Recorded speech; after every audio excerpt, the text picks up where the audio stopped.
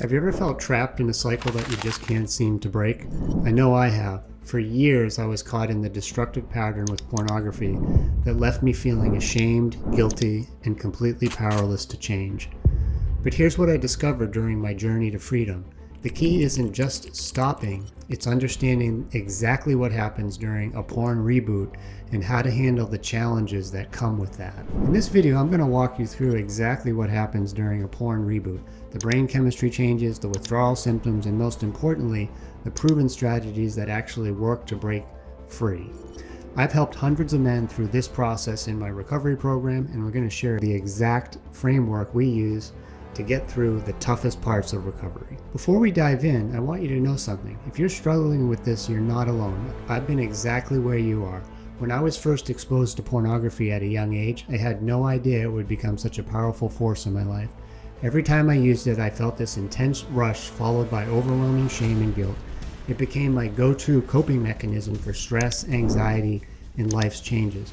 But what started as an escape turned into something I could not control, even when I desperately wanted to stop. That's why understanding what happens during a reboot is so crucial, because when you know exactly what to expect and how to handle it, you can finally break free from this cycle once and for all. Let's break down exactly what happens during a porn reboot and how to handle each phase. Phase 1, understanding the initial withdrawal.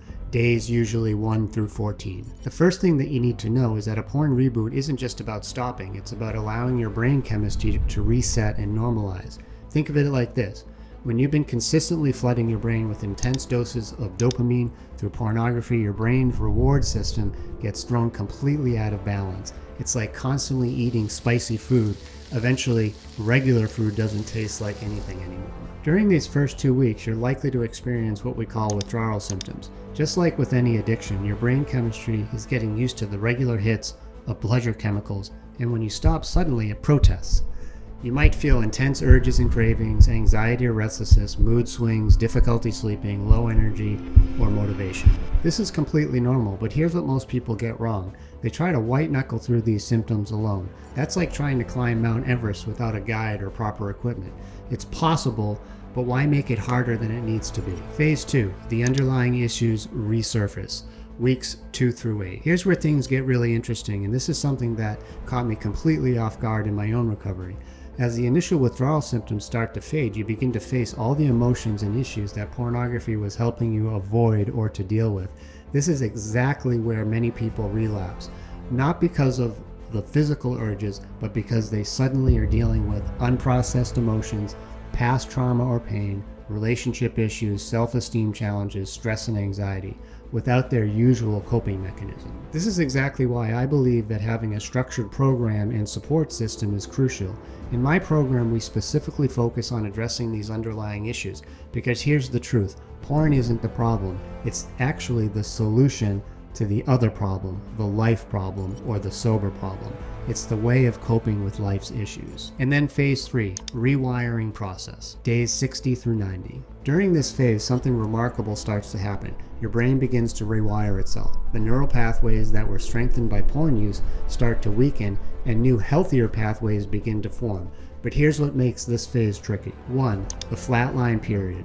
Some people experience what we call a flatline, a period where they might feel low libido, lack of energy, decreased motivation, mood fluctuations. This is actually a good sign. It means your brain is healing.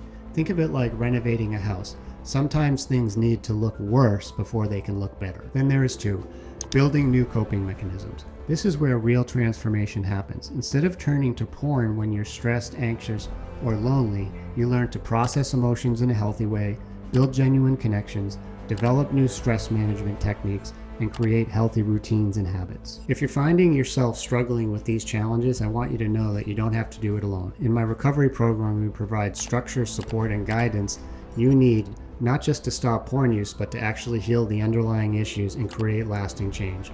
Check the link in the description to learn more about how we can help you through this journey. Now here's the key to success. After working with hundreds of men and clients, I've identified 3 critical elements that determine success in a porn reboot.